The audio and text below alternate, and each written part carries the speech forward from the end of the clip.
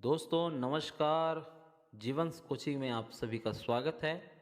आज हम जानने वाले हैं हिंदी युग के निर्माता, कवि, साहित्यकार, असाधारण प्रतिभा संपन्न पुरुष, श्रेष्ठ कवि, नाटककार, कथाकार, निबंधकार और साथ ही साथ आलोचक भी। जी हाँ, हम बात करने वाले हैं कमायनीकार जयशंकर प्रसाद जी के बारे में। आपने चंद्रगुप्त, स्कंदगुप्त, ध्रुव स्वामिनी जैसी कालजयी नाटक को लिखा, कंकाल, तितली तथा इरावती जैसे महत्वपूर्ण उपन्यास भी रचे, आंसू जैसे भावपूर्ण खंड काव्य और कामायनी जैसे क्लासिक महाकाव्य भी आपने लिखा। इसके अतिरिक्त निबंधकार के रूप में भी आप जाने जाते हैं, तो काव्य कला और अन्य निबंध नामक निबंध संग्रह भी आपकी रचना है। आप एक छायावादी कवि हैं। प्रेम और सौंदर्य का चित्रण जो है आपकी रचना में देखने को मिलता है। सबसे पहले तो आपने ब्रज भाषा में लिखा, लेकिन बाद में आपने खड़ी बोली का प्रयोग किया। प्रबंध और मुक्तक दोनों शैलियों का प्रयोग किया है। आपकी रचनाओं की जो विशेषता है वो है चित्रोपमता, लाक्षणिकता, प्रतीकात्मकता। मतलब आपकी रचना को पढ़ते समय एक चित्र उभर जाते हैं। उपमा, रूपक, उत्प्रेक्षा जैसे अलंकार का प्रयोग तो किया ही है। साथ ही साथ विशेषण, विपर्यय, मानवीकरण, ध्वनार्थ, व्यंजनार्थ जैसे पाश्चात्य अलंकारों का भी सुंदर प्रयोग किया हुआ है। नंद दुलारे वाजपेयी जी आपके बारे में लिखते हैं कि भारत के इन्हें गिने आधुनिक श्रेष्ठ साहित्यकारों में एक प्रसाद जी का भी पद सर्वत्र ऊंचा रहेगा। तो चलिए हम जानते हैं आचार्य नंद दुलारे वाजपेयी की कथनानुसार कि उनका नाम जो है श्रेष्ठ साहित्यकारों में ऊंचा रहेगा। तो उनके जीवन परिचय के बारे में हम जानते हैं जयशंकर प्रसाद जी के बारे में।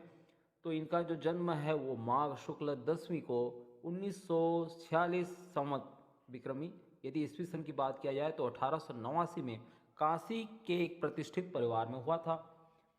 वे कांडी कुब्जी वैसे परिवार में जन्मे हुए थे जो मूलतः जौनपुर के निवासी थे। शक्कर का व्यापार किया करते थे। बाद में काशी में जब आए तब उन्होंने तंबाकू का व्यापार किया, एक प्रकार के सूंघने वाले तंबाकू का। इसलिए इनके परिवार का नाम जो है सुंगनी साहू के नाम से विख्यात हुआ। घर में साहित्यिक वातावरण तो था ही। दादा और पिताजी दोनों साहित्य प्रेमी थे। क्वींस कॉलेज से कक्षा 7वीं तक अध्ययन के उपरांत प्रसाद जी ने घर पर ही स्वाध्याय ज्ञानार्जन विद्या अध्ययन किया। इसके पीछे कारण है कि आपके पिताजी की जो है जल्दी मृत्यु हो गई, तो आपको घर से ही ये सब चीज़ करना पड़ा। सांसारिक विषमताओं से जूझते हुए मात्र 48 वर्ष में ही आपको हिंदी साहित्य जगत में महाकवि की प्रसिद्धि मिल गई थी। यहाँ पर बात हुई है सांसारिक विषमता के बारे में। वाकई में इनका जो हम देखें तो इनका जीवन, वो पहले तो सरस्वती पुत्र जो प्रसाद, इनका बचपन खुशहाली में जरूर बीता है, लेकिन बाद में जो है उनके कई भाइयों की शैशवावस्था में मृत्यु हो जाने के कारण वे सबके आँख के तारा भी थे। लेकिन कुछ दिनों के बाद जो है इन पर इस प्रकार से विपत्ति आती है कि वाकई में इनका जो जीवन है वो शारीरिक कष्टप्रद तो रहा ही। हम आगे इसके बारे में ज़रूर चर्चा करेंगे। उससे पहले हम इनके शिक्षा दीक्षा के बारे में हम जान लें तो घर में ही इनकी शिक्षा दीक्षा तो पूर्ण हुई। मौलवी पंडित दोनों ही घर पर ही पढ़ाने आया करते थे। इनके गुरु में हम देखें तो श्री सोहन लाल जी इनके प्रधान गुरु थे। बाद में जो है 12 वर्ष की आयु में इनके पिताजी का देहांत हो गया, तो वो नियमित स्कूली शिक्षा से भी इनको वंचित होना पड़ा। श्रीयुत दीनबंधु ब्रह्मचारी जी संस्कृत की शिक्षा देने घर आ जाते थे। इनका व्यक्तित्व देखें तो आकर्षक व्यक्तित्व के धनी थे। गौरमुख सदैव उनकी मुस्कान पर खिला करती थी।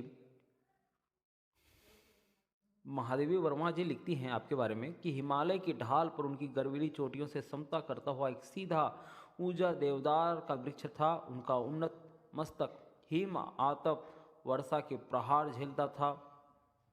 उनकी विस्तृत शाखाओं को आंधी तूफान झकझोरते थे और उसकी जड़ों से एक छोटी पतली जलधार आंख मिचौली खिलती थी। ये इस प्रकार से आपके शारीरिक बनावट को लेकर के, आपके व्यक्तित्व को लेकर के महादेवी वर्मा जी लिखती हैं।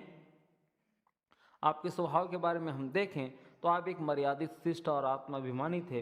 दूसरों का सम्मान वो करते ही थे और स्वयं भी सम्मान चाहते थे।